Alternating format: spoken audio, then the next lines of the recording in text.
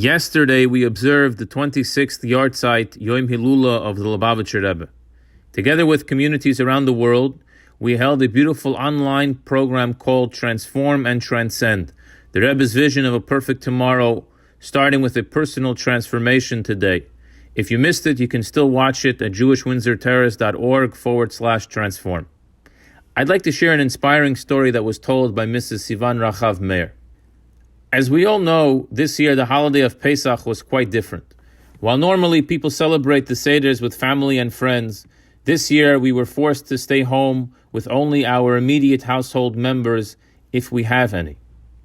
There is a widowed woman who lives alone in an apartment building that, like many others, was going to have to celebrate this year the Seder for the first time in her life, alone. Due to the coronavirus, her children and family could not host her, and she could not host them either. This woman has a nice neighbor in the next door apartment that, upon realizing she would be alone and unable to invite her into his apartment, offered her to hold his Seder with his door open, and she should leave her door open in order to participate from her own home, but at least be able to connect in a Seder together through open apartment doors. And this is exactly what happened. The next day, when this woman's son called his mother to ask her how she was and how were her Seders, she told him, "I had a most beautiful Seder this year. And you wouldn't believe it," says the woman to her son. "We had the Seders with the door open, and our next door neighbor does everything exactly like we do.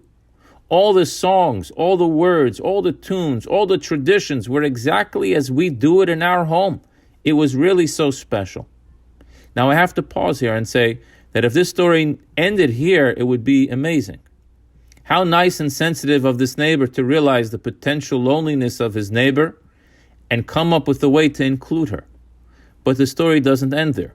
The son, after hearing from his mother how amazing her Seders were, tells his mother the following: "Now I understand why your neighbor called me 2 weeks ago and asked me to record for him how we make the Seder in our home.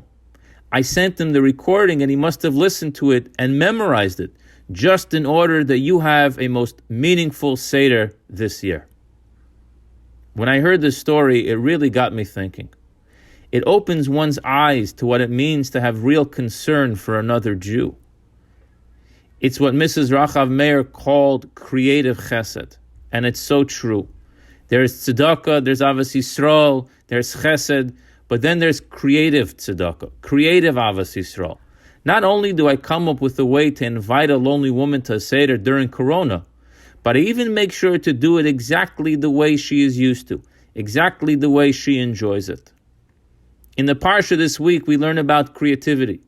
When Korach and his crew challenge Moses' authenticity, when Korach tries to stir up the crowds to revolt against the divine ordained leadership of Moshe and Aaron, Moshe Rabbeinu tells him he is in store for something creative. In chapter 16, verse 29, Im kumois kol ha'adam yimusun elef u'kudas kol ha'adam yipaked aleim lo Hashem shlochani. If you are going to die like everyone else, says Moses to Korach, then God did not send me. V'im bria yivra Hashem ufatz adam as pia v'aloisam es kol hashalem yarduchaim shoel v'dagtem ki niatzu ha'anoshim eilas Hashem. But if God is going to make a new creation now, there's going to be a new form of death introduced to the world. And that is that the earth will open up its mouth and swallow you alive. Then Moses says, you will know that this is from God, it's not from me. While Korach's ending is an unfortunate one, the Rebbe teaches us that everything in the Torah has a positive message, and perhaps one of the positive messages we can all learn from is the idea of being creative in our acts of tzedakah and chesed. Not only to do these good mitzvahs, but think for a moment, how can I do it in an even more respectful manner?